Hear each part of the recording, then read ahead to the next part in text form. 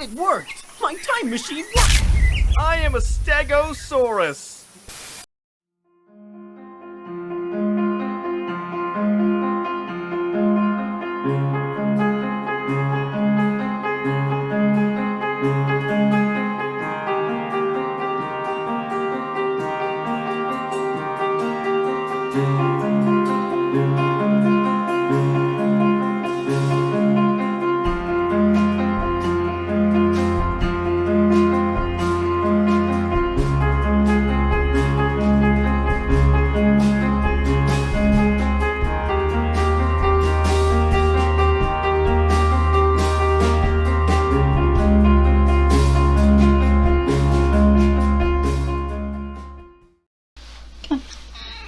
Come on. Good boy. Good boy. Oh. Once again, I'm doing time travel stuff, but it's not Doctor Who. But we do know that the Doctor had something to do with the Titanic. Sadly, this was when the show had just started its revival, and I don't think it really had the budget to go and address something like that. So they saved the Titanic for the season 3 Christmas special, but it wasn't actually Titanic, it was a spaceship. We've been through this. I'm not settling, I just kind of wish that we did have a Doctor Who Titanic episode, and I'm really surprised we didn't get one in the classic era. But whatever you do, don't put bloody Clara in it. Yeah, I know it's probably been a while since Clara left, but we've already had her on the Titanic once, and she didn't help matters. We don't ever need to see Clara again. Anyway, Time Tunnel. Let's once again have a look at this adorably campy science fiction show. This episode was the very first of the series, so a lot of time is dedicated to the build-up of the show's premise, as opposed to the Titanic herself. The show centres around Tony Newman and Doug Phillip, who are part of a government study into time travel called Project TikTok. No relation. Tony goes back in time to prove the machine works, and Doug goes after him. The show is spent with these two jumping from one time period to another. If they land in the past, they usually try to prevent a disaster, or warn someone, or assure people that things will be okay because they're from the future and they know full well what happens. When Tony finds himself on the Titanic, he doesn't immediately realise where he is. It isn't until he sees a life preserver that he realises what ship he's on. Now, say you ended up on the Titanic one day, and you know full well what's going to happen. What would be your first instinct? Do you want to explore the ship, reenact your favourite moments from the films, or would you try to save her? Tony chooses the latter and, in my opinion, goes about it in the worst way possible. He confronts the captain and says, "Hey, the ship is going to sink. Trust me, I'm from the future." Not even a little bit of tact about it. This guy's supposed to have a PhD. He gives away the fact that he doesn't have a ticket, so he gets arrested and locked in a third-class cabin. Doug seems to have a better idea. When he goes back, he's dressed in a suit that's more suitable for 1912, which he wears for the rest of the series. He has a newspaper from 1912 after the Titanic sank as proof. But again, they execute their plan in the most stupid way. They go up to the wireless room, lock the operators in a closet, and send out an SOS in the middle of the day on the 14th of April. So, when the captain and the officers catch them, of course, they're still not going to believe what they say until it's too late. They do manage to do some good on this misadventure, though. Doug saves a steerage child by putting him on a lifeboat with his family. Meanwhile, Tony meets a passenger named Althea, who's going to America to visit a neurosurgeon. But she doubts that it will save her, so she's willing to die on the ship. Tony, who knows that neurosurgery has become a successful procedure, assures her that there is hope, and he inspires her to live. Does saving this woman who would probably have died if Tony and Doug hadn't travelled back in time mess with the space-time continuum? I don't know. This is the kind of stuff I enjoy when it comes to time travel stories. People from the future giving people in the past hope. Althea has already made peace with her mortality, as she spent her life savings just so she could travel first class. It takes Tony's intervention to change her mind. Captain Smith is the only real-life character you'll find in this episode. The physical resemblance is fine, but I don't think he really matches the strong leadership that Smith was famous for. The officers around him bear no resemblance to the real officers. They don't even have the same names. The captain himself is not referred to by name either. It's likely they didn't have the all clear from the families of the officers. I feel he's wasting time by approaching Doug and Tony after the collision, just to corroborate their prediction. Oh, apparently Dennis Hopper has a cameo in this. He plays a passenger who dresses up as a woman and gets onto a lifeboat. Some of the sinking scenes are quite inaccurate and over the top, but some of it can be forgiven for the shortened runtime. The iceberg collision happens at the 35-minute mark, and Doug and Tony are yanked out of the situation 8 minutes later, so things have to escalate extremely quickly. This shot here is the most we see of the first class interior. It is indicative of the grand staircase, but the longer you look at it, the more you notice things that are out of place. Because of the pacing, it's hard to get a timeline of what is happening to the ship, while Tony and Doug are still helping in the evacuation. You have the first class people rushing for the boats in their evening attire and panicking when the first class passengers had it better than most others that night. There is one instance of a woman smashing a porthole and screaming out of it for help. I can kind of imagine someone doing that if they're in steerage and they're lost in the maze of corridors on lower decks, but this woman's clearly on a higher deck, so she must be in first class. It seems an artificial way to accelerate the tension, but it is a method of demonstrating that people were trapped below decks during the sinking. And no matter how much Doug and Tony wanted to help people that night, a lot of people were lost. For a show aimed at younger audiences, they didn't seem to hold off on including death on large scales, which can be commended. I'm not so sure about the costumes. They seem 1912-ish, but not glowing in authenticity. The way Doug and Tony are saved from the Titanic is the time tunnel crew, who have been keeping an eye on the two of them, managed to pull them back into said time tunnel before an explosion kills them. Said explosion is on A deck.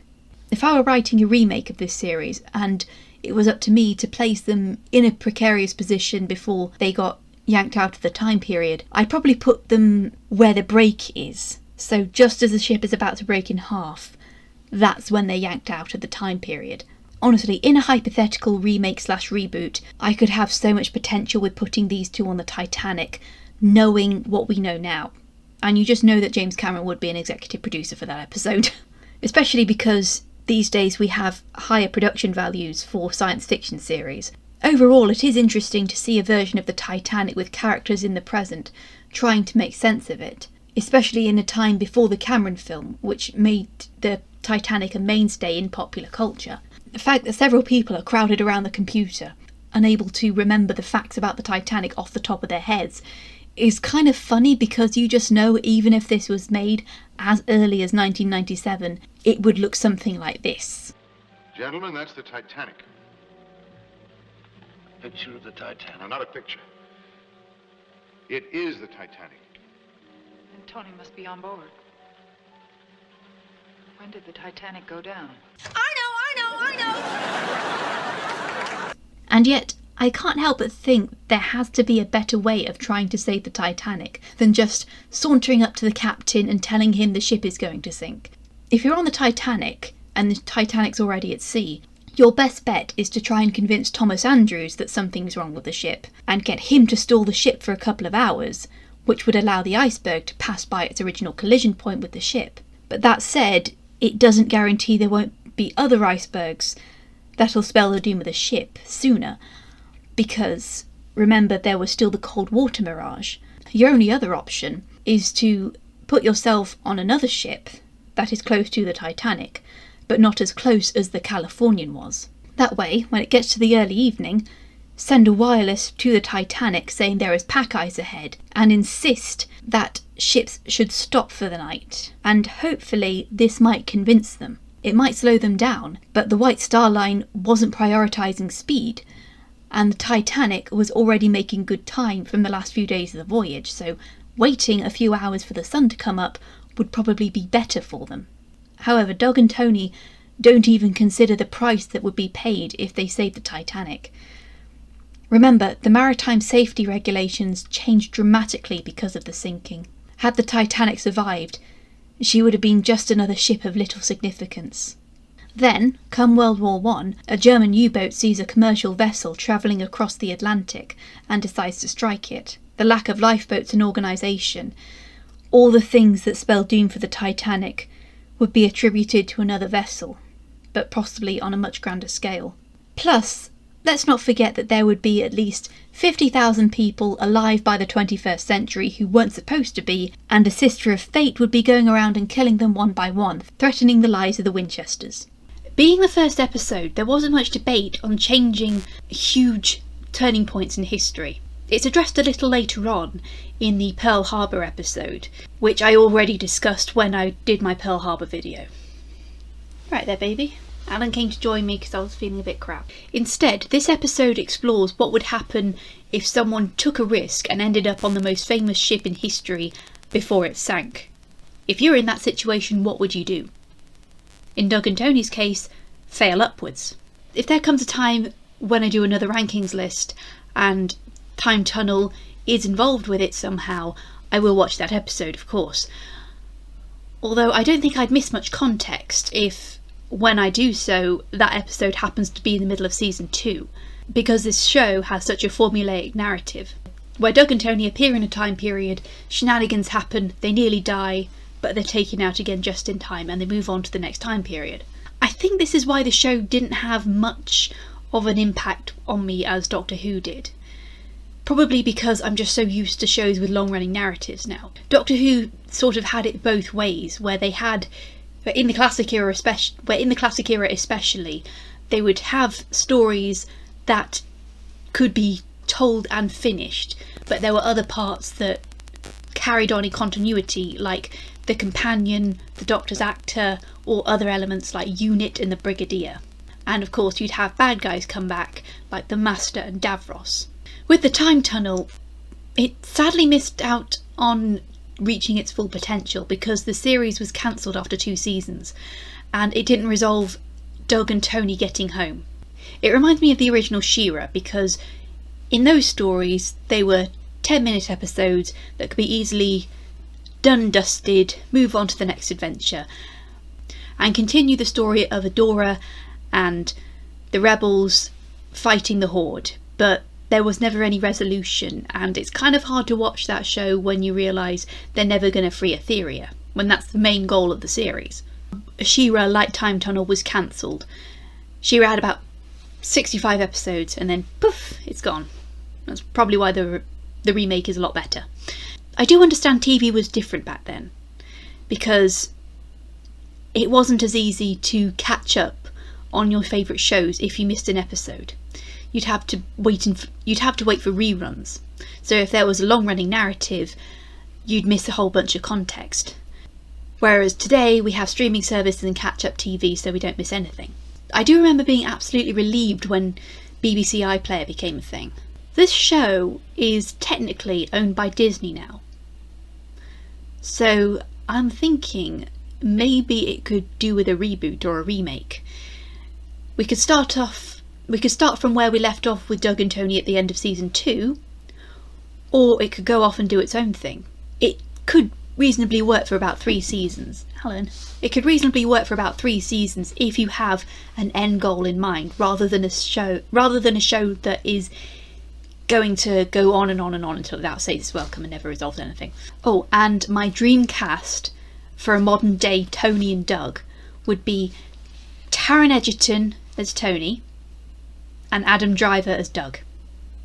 So enjoy that visual, and I will leave you to guess what the next Titanic video will be. I mean, it's probably going to be very easy judged on this teaser image, because if you can't guess it, you probably live in a cave somewhere. Anyway, hope you enjoyed that. Subscribe so you don't miss the next video. Make sure you like the video, leave comments, share it around, and I'm going to move on to the next one with much haste. Not that I enjoy it, I just want to get it over and done with.